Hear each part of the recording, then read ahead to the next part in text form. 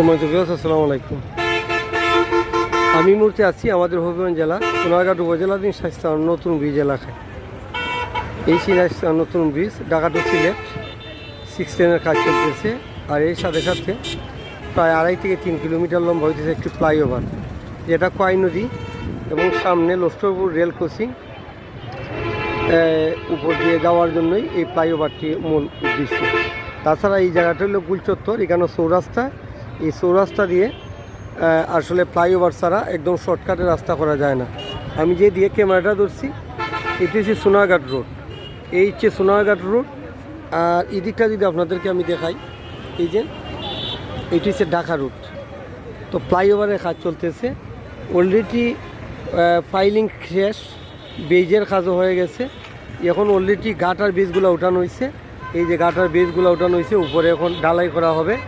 আর এখানে মধ্যখানো যেটা এই হবিগঞ্জ রুটের যে সাইড, এই ফাঁকা জায়গাটা কারণ হইল এই দেখেন উপরে যে তারগুলো দেখতেছেন না, এটি হলো হাই ভোল্টেজের লাইন। এখানে একটা টাওয়ার হবে, এই টাওয়ারের মাধ্যমে তারগুলো উপরে তোলা হবে, তারপরেই কিন্তু এই এই এই দুইটা অংশ জোড়া হবে। এর আগে কিন্তু এখানে দুইটা স্প্যান কাজ করা যাইতেছে না, এই যে এখানে একটা পেজ, এখানে অর্থাৎ দুইটা সাইড কাজ করা দিতেছে না শুধু বৈদ্যুতিক তারের কারণে। আর অন্যান্য সাইডগুলো ঠিক আছে, অলরেডি কাজ চলতেছে। এই যে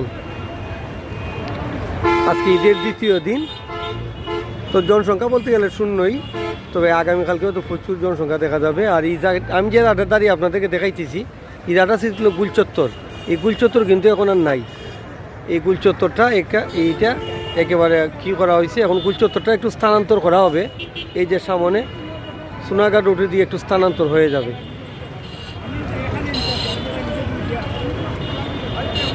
এই যে সোনারঘাট রোড এবং এই যে সিলেট রোড, এই হচ্ছে আমাদের হবিগঞ্জ রোড এবং এই হচ্ছে ঢাকা রোড।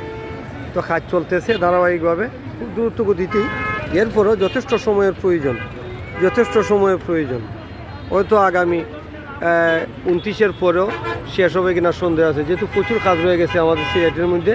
আর সিলেটের কাজগুলো অনেক ব্যয়বহুল, কেন অধিকাংশ রাস্তা এখানে ঢালাই করা। পরবর্তীতে আপনাদেরকে দেখানোর চেষ্টা করবো ঢালাই রাস্তাগুলো। সবাই ভালো থাকেন, আসসালামু আলাইকুম।